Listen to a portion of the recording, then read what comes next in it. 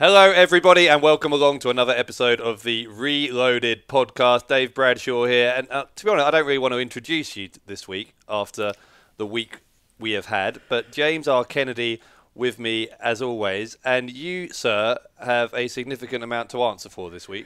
No. I'm not going to let you get away with that. That is not an introduction befitting of who I am, Dave Bradshaw. And who I am is the commentator of the year in Defiant Wrestling for 2018. And doesn't that just roll off the tongue? No, absolutely doesn't. And here's what's happened, right? So this happened all after we'd recorded last week's episode, so we didn't talk about it last week.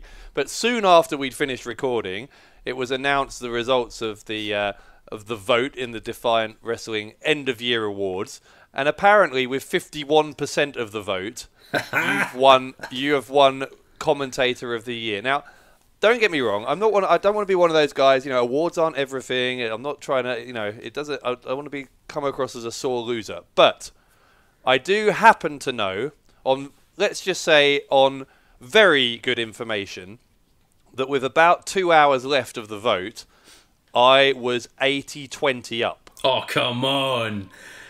And then, therefore, must have been a surge, a very odd surge of late votes in your favour in the last 2 hours, and I've asked my anonymous source in the powers among the powers that be to have a look into what happened in those last 2 hours and to check the IP addresses of where those votes came from and see if there's any suspicion there. And I have a feeling that we will get some very interesting results. Oh, come on, this is just conspiracy theorist nonsense. To be honest with you, I'm going to use 2 words to describe what happened. Okay, there may have been a late surge in my favour in the vote. But Dave, 2 words, fashionably late. You know I'm a man of fashion. You know that. And my fans worldwide are exactly the same. I can't be held responsible for the fact that they decided to go on at the last minute and vote for their hero. It's not my fault. I can well believe that your fans are exactly the same as you because they are you. And I think you've somehow managed to game the system and vote multiple times after getting in a panic about the fact that you were losing by so much. But we'll find out, won't we? I'm sure, if you've got nothing to hide, you won't be worried about me looking into this further. I'm not going to be worried because I'm going to be too busy polishing this beautiful trophy that I've been sent by Defiant Wrestling, which I have it on good account, cost quite a lot of money. And they spared no expense because this is a huge deal. Commentator of the Year 2018 is James R. Kennedy, and I've got a list of people to thank. If you'll give me the floor right now, I've got to thank the Defiant Wrestling audience first and foremost. Thank you so much for recognising my genius. I'm even to hell with it. Thank you, General Amin. Thank you for making this possible. What a moment. Thank you to my parents. Thank you to my girlfriend, Selena Gomez. Thank you to everyone, in short. How long is this going to take? Listen, I've used up enough of your time already. All you need to know is that I am Commentator of the Year, and I'm loving every second of it. Interesting, by the way, that you would choose to thank General Amin, because let's just say he is one of the people I may have had some conversations with. He's not your anonymous source, is he? I'm not. Oh, if I told you, it wouldn't be anonymous, would it? Oh, that's what anonymous means. Oh, got but you. I'm just saying, you might want to be a little bit more cautious about who you think is on your side. Everyone's on my side. I'm Commentator of the Year. Oh, it makes me so happy. Even in this weird fantasy world where you've somehow fairly won this, it's only 51%. So let's not get carried away. Anyway. Let's talk about something else, because I've had enough of this, to be honest. So let's talk about a remarkable main event that happened on Loaded this past Sunday. It is the talk of the wrestling world, the homecoming of the man that gravity forgot, Pac, returning to Newcastle, first time ever in a Defiant Wrestling ring to go one-on-one with the product David Starr, and it was a match that surpassed what were already very, very high expectations. It was. It was everything we had hoped for and more. Let's be honest about it. Pac, his big homecoming to Newcastle, his first appearance in Defiant Wrestling, and I want to put on the record right now that I was right. Pac was really fired up for this, and it spelled disaster for David Starr. Now, this is just an opinion as well, Dave, so don't you go getting all hot about it like you did that Commentator of the Year thing. But I want your opinion on something. I want to see a counterpoint, if you will. Maybe you'll agree with me, to my opinion. I firmly believe that Rampage knows exactly what he's been doing all along. Would you agree with that? Go on, explain what you mean. Well, he's manipulated this whole situation. He's toyed with David Starr, he's got inside Starr's head, and now, and we'll get to this, and why this is the case, but the pressure is really on at Unstoppable. February 9th in Manchester, it's really on, and it's on the shoulders of David Starr. Would you agree with that? I think the pressure is on. I'm not sure if Rampage has somehow manipulated the situation. He did say definitely that David Starr needed to earn his respect before he would agree to put the title on the line against him. But Starr did that. I mean, Starr, despite a losing effort, the way he lost was controversial anyway. And despite that, he had several moments in that match against Pac on Sunday where he could have won. And so Starr has more than earned that title shot. He's the Wrestler of the Year, by the way, in the Defiant Award. No questioning the authenticity of that result. So David Starr absolutely deserves that shot. I just don't know whether he can beat Rampage, because as I said this last week, I see Rampage as being someone who is going to be our champion for a very, very long time. Yeah, you predicted that Rampage was going to hold the Defiant World Heavyweight Championship for the entirety of 2019. Now, this is what I'm getting at. You know, a good champion, a great champion, and that's certainly what Rampage is. They will do whatever it takes. Whether the fans idolise them or loathe them, a great champion will do whatever it takes to hold on to their title.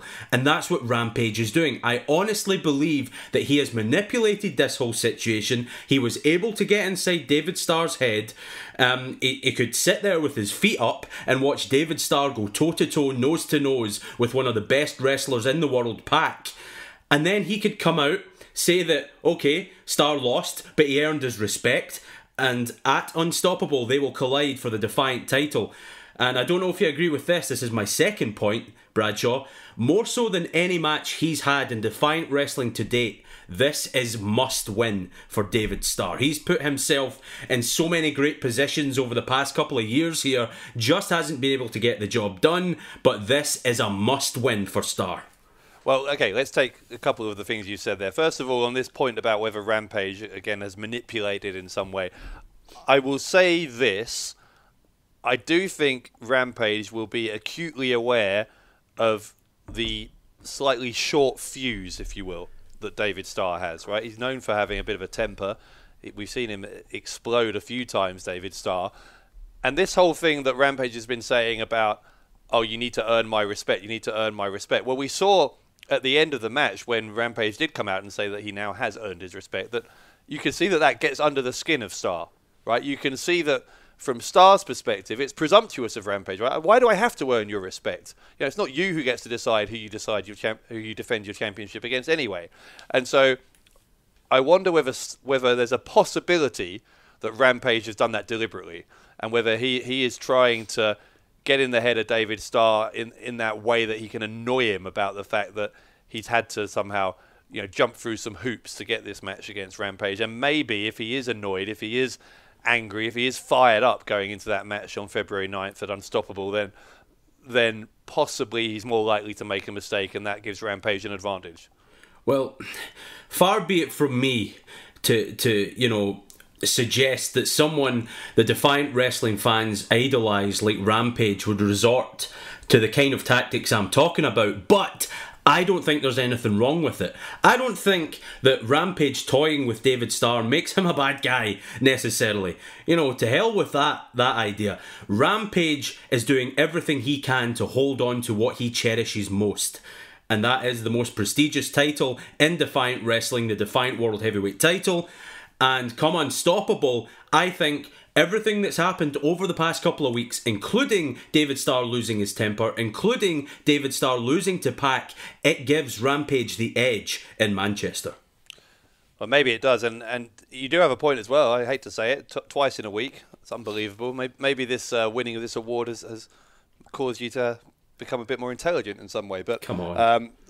Yeah, David Starr, it is must win. I mean, it's absolutely must win.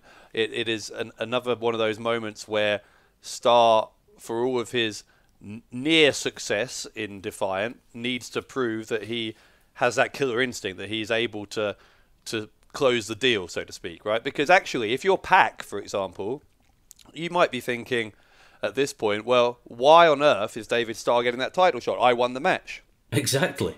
See what I mean?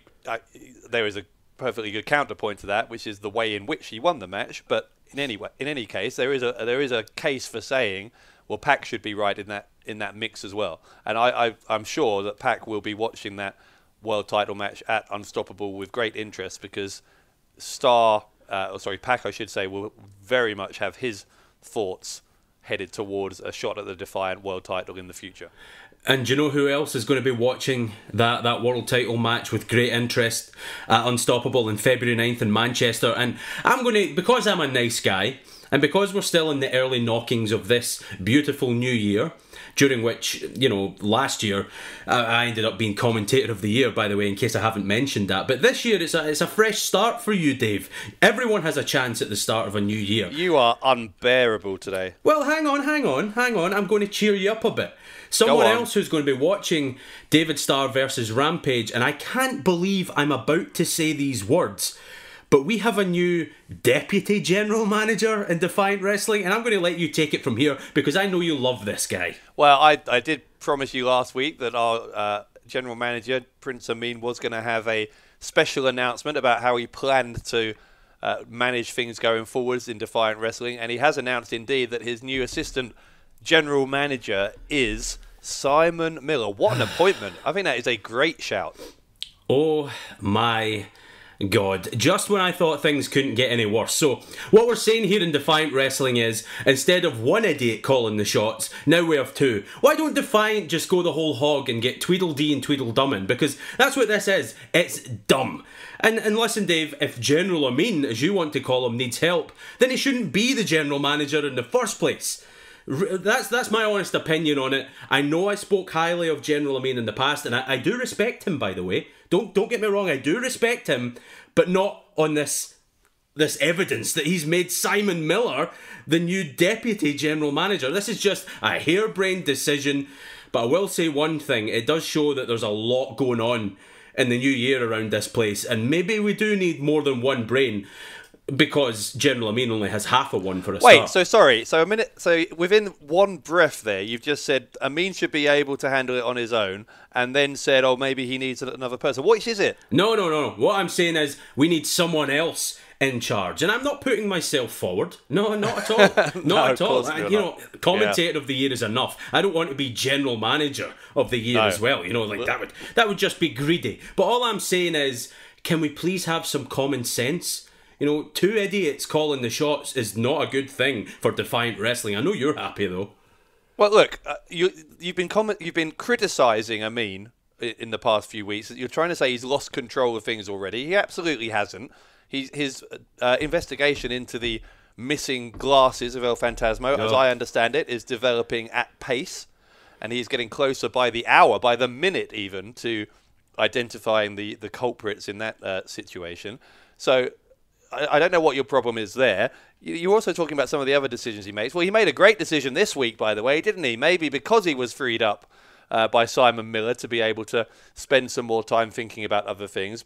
Our general manager, Prince Amin, now has said that the match at Unstoppable between Lana Austin and Bea Priestley, not only is it going ahead despite Lana Austin's protestations, but it is now announced it will be a Falls Count Anywhere match. Now, that you can't deny that's a good decision. No, I'm going to have to agree with you there. Honestly speaking, in all seriousness, that is a hell of an announcement. And Lana Austin, as much as she hates it, I have to believe she'll bring her A game at Unstoppable. She has to. She's going up against Bea Priestley. You know the history those two have.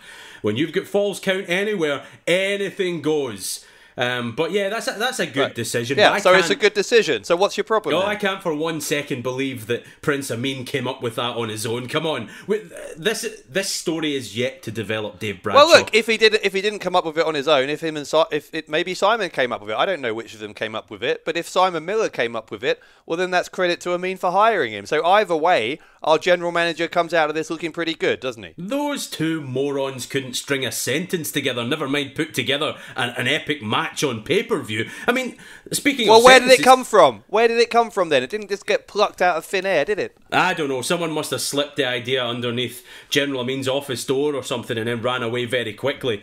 They didn't want response. Maybe, I don't know. Who knows who it was? But it certainly wasn't General Amin, I can tell you that. But I will say that, for all this... I'm going to need to calm down a bit. I don't want to give the impression that I don't like General Amin. I just don't think... Well, you don't. You've said that repeatedly. Oh, come on. You're putting words in my mouth now. All I'm saying is, I don't think he's the right man for the job. There's nothing wrong with that. I mean, what qualifications does he have? What qualifications do you need? I mean, you can't get a master's degree in general managing a wrestling promotion, can you? Well, you should have to. Let's be honest, with some of the guys we've had calling the shots in Defiant Wrestling over the years, you should have to go through some kind of training to be ready for that role. Well, anyway, there's a couple of other things he's done this past week, Prince Amin, I think, or General Amin, that I think are very commendable decisions. We talked about them last week ahead of Sunday's episode, but this open challenge that he allowed SCC to get into was, I think, a very good decision for reasons we'll get into. And the Defiant Breakout division as well. Both phenomenal ideas, but things didn't go quite as we expected with either of them, mostly because of the bizarre antics, the bizarre attitude of the South Coast Connection after their victory on Sunday. So SCC took on the Models in their first open challenge match. First of all, great to see the Models in a Defiant ring. Joey Hayes, Danny Hope, two of the best wrestlers on the UK scene. Very underrated in both cases as well, by the way. So really good to see them here. I hope we see them in a Defiant ring again in the near future, because that was a very welcome surprise. But SCC, to their credit, picked up the victory. After that, though, this rant that they went on, this utterly entitled just nonsense about how they deserve more and how the fans don't appreciate them properly and all of this stuff, was just so out of the blue, I couldn't quite believe what I was hearing. Well, for the South Coast Connection, this has almost been long overdue. And I know you're going to disagree with that. But hear me out. You get nothing for pandering to the Defiant Wrestling audience. Nothing. It doesn't win you titles. It doesn't put money in your back pocket. It certainly doesn't do that. All the SCC did was they told some home truths about the way they've been perceived. And let's be honest, since the day they walked through the door, all we've heard about Ashley Dunn and Kelly Six, they are only here because Will Ospreay got them the gig. They were breakout stars before Prince Amin created this Defiant Breakout division, and what did they get? Insulted by an audience who previously idolised their mentor, Will Ospreay. Now, I'm not saying... Hang on. I'm going to stop you. This is ridiculous. Look, if you want some home truths, the home truths are that they did get their opportunity in Defiant Wrestling because they're friends with Will Ospreay.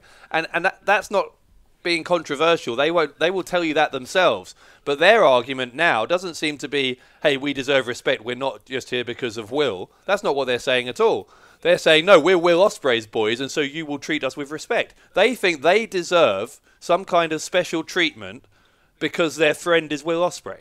Well, if you actually think about it, Dave, Will Ospreay, who, again, the Defiant Wrestling audience put on a pedestal, and they believe, rightly by the way, that he's one of the best around, they have to put some trust in him that he will look at young professional wrestlers that he trains and think they are ready. And the South Coast Connection certainly are ready. I mean, that win over Danny Hope and Joey Hayes proves it. I mean, the Models have been around forever in the British wrestling scene, and the SCC made them look like chumps in the end. And Great win. No doubt it's a great win. And I've been saying for the past few weeks I'm impressed with SCC. I even said I think they might be the team that are going to defeat Aussie Open eventually for the tag team titles. So no one is saying that they're not a good team. I just don't understand why this sudden temper tantrum about not getting the recognition they think they deserve. Because look, they are here. They did get their foot in the door because of who they know. There's no doubt about that. And that's fine. You know, they grabbed that opportunity and they took it. Fine, no problem with that. But then to use that connection even more, to exploit that friendship they have with Will Ospreay even more, to demand that they get treated differently to everyone else, it's disgusting. I mean, there's no justification for that other than that they're a pair of entitled brats. I mean, that's the only way you can put it. Well, we'll agree to disagree, but I don't think we're going to disagree on this.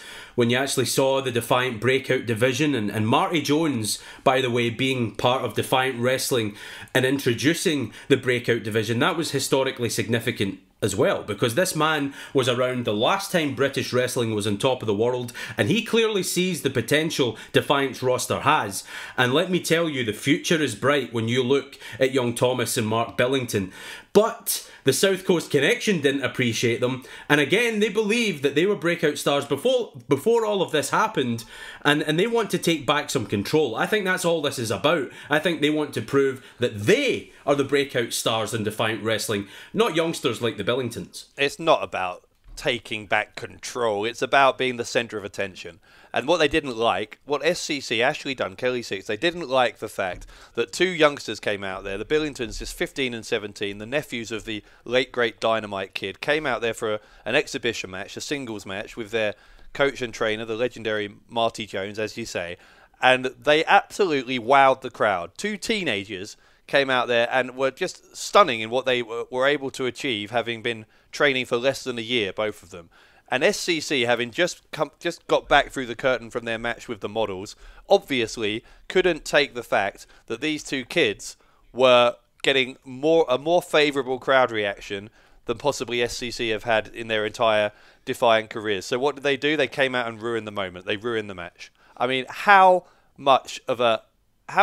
self-absorbed, how disappointing is that in two people who we actually thought were pretty decent young guys, that they would come out there and just essentially say, if you're not going to cheer for us, then we're not going to let you cheer for anyone else either, and ruin that debut moment. Well, what should have been a lifelong memory for both Mark and Thomas Billington. Well, you said it. Centre of attention. That to me is what professional wrestling is all about. You want to be in the centre of that ring with those ring lights bathing beautiful light down on your body that you've worked so hard to build, and you want to be a winner in that spotlight. And I think the South Coast Connection, quite frankly, are sick of all this news that, you know, they know, as you say, that they got a gig because of Will Ospreay. He introduced them, he got the foot in the door, but he's not the reason why the SCC are still around.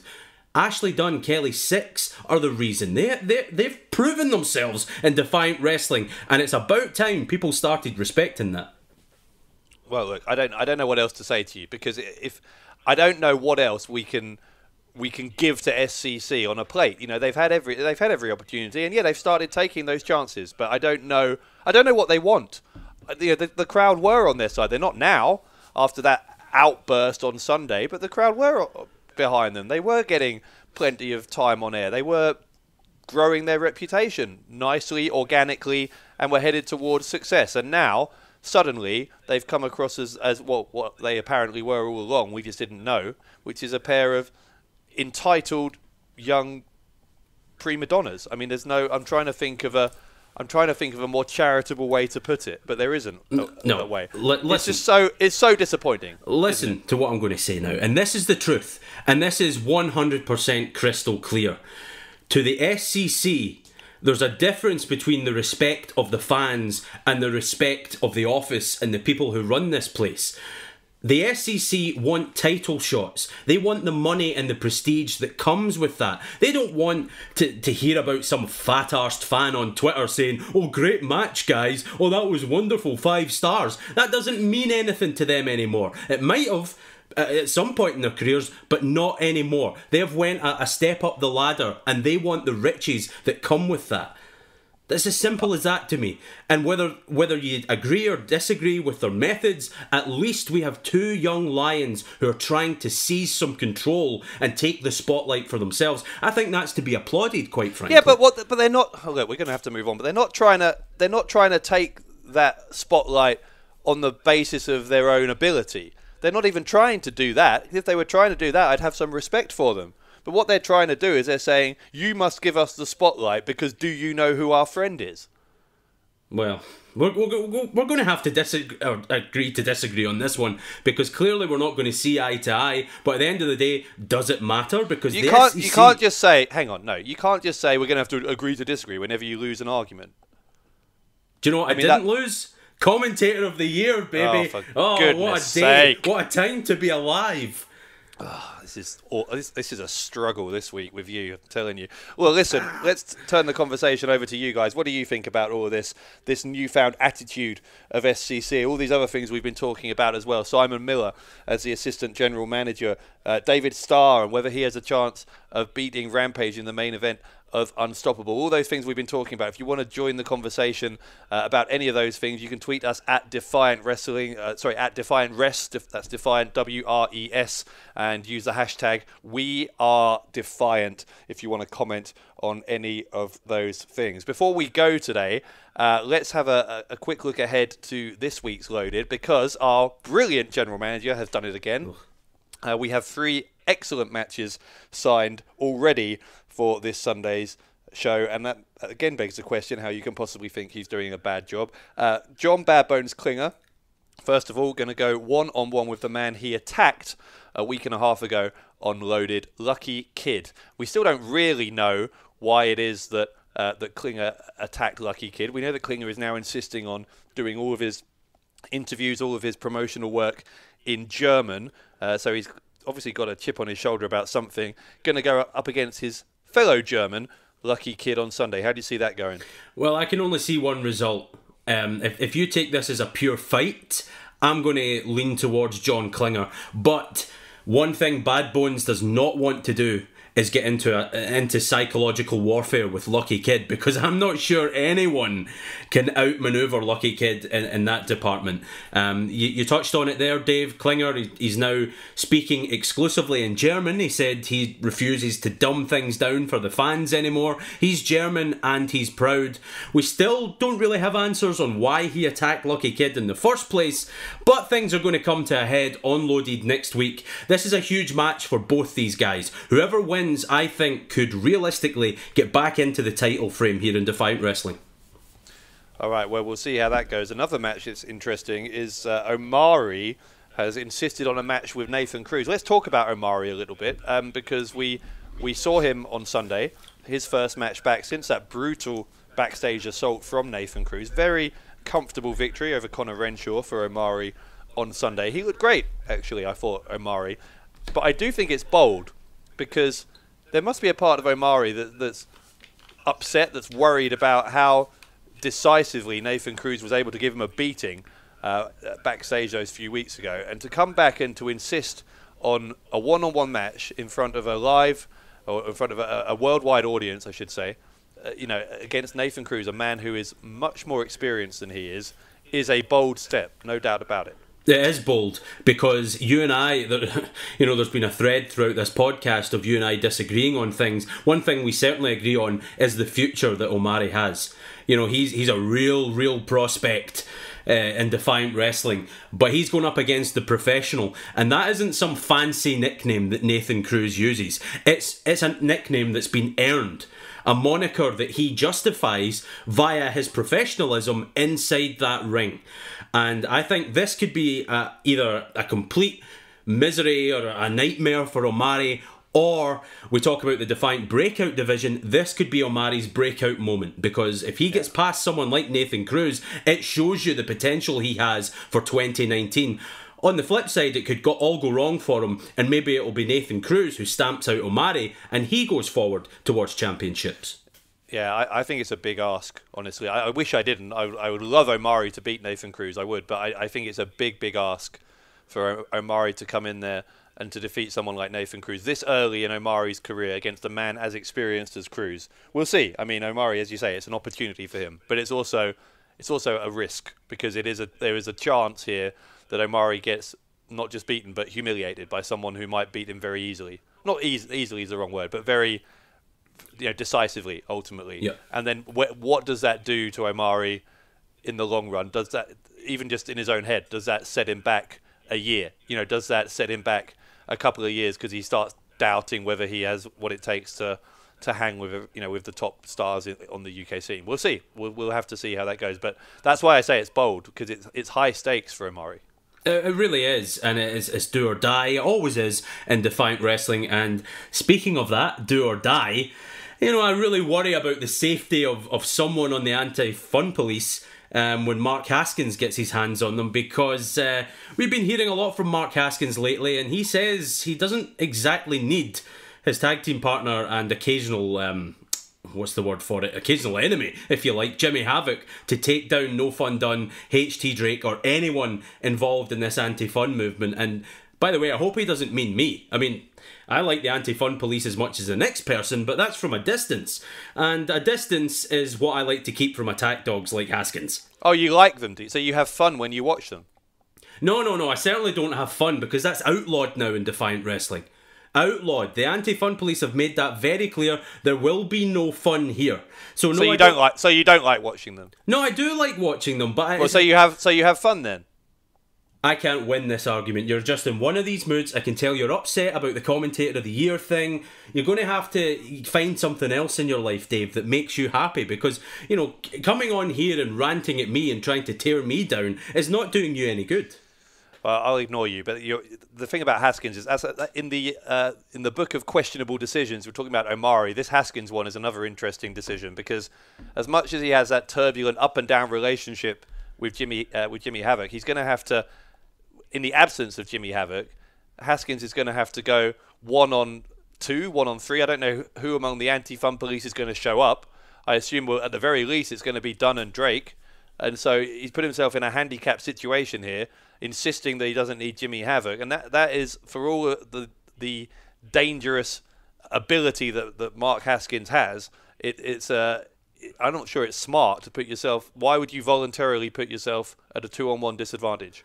Well, we also don't know if Vicky Haskins is going to be at ringside with her little friend, that barbed wire baseball bat. That could be quite the equaliser as well. But you're right, when the bell rings, legally, this could be 2 or 3-on-1. And that spells disaster, possibly, for Haskins, because the anti-fun police, you might not like them, but they can get the job done inside that ring. My understanding from the way Haskins was talking last week is that he won't be bringing Vicky Haskins either. Haskins seemed to be saying he wants to show that he doesn't need anyone, mainly Jimmy Havoc, yes, but that he's going to show up alone and try and take down the anti-fun police single-handedly, just to prove that he can. And I'm not sure that that's, even for someone as dangerous as Mark Haskins, I'm not sure whether that's smart. Well, maybe this isn't smart of me, but before we go, I think we would be remiss if we didn't talk about just one more thing. And this almost makes hairs stand up on the back of my neck, but you know what I'm talking about. Rory Coyle and The Yard. Now this guy, you talk about a freak show, you talk about a man who's a law unto himself. Rory Coyle scares me, Dave Bradshaw. He really, really scares me, and this whole Yard business, it scares me even more. Yeah, I've kind of lost a little bit of sleep over this since Sunday, because I said last week, if you remember, on this program, I said that, if you're looking for some kind of explanation, if you're looking for some kind of coherent answer that explains Rory Coyle's behaviour in the past few months, then you're looking for the wrong person, because he's just deranged and there's no rhyme or reason to what he's doing. Well, I couldn't have been more wrong. I mean, I still think he's deranged, but I couldn't have been more wrong about there not being a coherent reason, because it turns out that this has been something that's been brewing for 2 years, 2.5 years, right? Ever since the beginning of what was then WCPW. Yeah. And what The Yard was a reference to was the venue where the first ever WCPW tapings happened. And it turns out that Rory Coyle was there. Oh, it chills me to think that so was I. I was in that very building, and I certainly didn't know that Rory Coyle was around skulking in the shadows. I didn't know that he was watching everyone's every move. But that seemingly is what this man does. And when you look into Rory Coyle's eyes, you know, previously when I looked at that man, I was with you. I thought, you know, he's just insane, for lack of a better word. He's mentally ill, but it's deeper than that. Rory Coyle knows exactly what he's doing. And that, to me, is even more frightening than someone who's just, you know, off the hook, insane, mentally ill, anything you want to say. This man is seriously dangerous. And you touched on it, Bradshaw. Everything else that's going on in Defiant Wrestling, we have some kind of explanation for it, or at least we think we do. We have a thread to go by anyway. But Rory Coyle keeps changing the rules. Every single time you think you have him figured out, boom, he changes it. And who's to say this isn't another bluff? It doesn't look like one. He was there several years ago at the Yard in Newcastle, and that's what this was all about all along, and I can feel the hairs standing up in the back of my neck again. Let's stop talking about Rory Coyle before I feel sick. Yeah, well, we're going to have to stop talking altogether because we are just about out of time. Before we do go, though, let's just remind you of a couple of things. There are still tickets available if you want to come and join us in Manchester on February 9th for Unstoppable, our next big show of the year. You can get tickets for that and, of course, for future loaded tapings in Newcastle as well at wearedefiant.com/tickets. You can also catch Unstoppable on our on-demand service, Access Defiant. That is at access.wearedefiant.com. And if you are a new customer, if you sign up today, you will get a 30-day free trial, which will include Unstoppable on February the 9th. So you can watch that entire show without it costing you a penny. That is coming up on February 9th, Unstoppable in Manchester. As I say, we are out of time. Great loaded coming up this Sunday, as we said. Klinger against Lucky Kid. We've got Nathan Cruz against Omari. We have got Haskins against the Anti-Fun Police. Much more as well. And maybe some developments in this case of El Fantasmo's missing sunglasses. So we'll try and keep you up to date on that investigation as it develops. Before we go, do you want to hype your Twitter? Oh, absolutely. You can follow the 2018 Defiant Wrestling Commentator of the Year at Top Class Kennedy on Twitter. And again, I threw it out there earlier on, but if you want to follow this week's girlfriend at Selena Gomez, you can find her there. Just don't harass her like you do me. I can take it, but she doesn't deserve that. Again, absolute fantasist. You can follow me on Twitter at Dave Bradshaw. If you want to tweet our manager, by the way, at Real Prince Amin, you can tell him what you think about this travesty of justice about Commentator of the Year. But we'll be back next week with more on the build-up to Unstoppable on February the 9th. In the meantime, for James R. Kennedy, this is Dave Bradshaw saying thank you for tuning in. We'll see you this Sunday on Loaded, and we will be back next week here with another episode of ReLoaded. I got a shot and I ain't stopping, no. That's how I know that I'm unstoppable.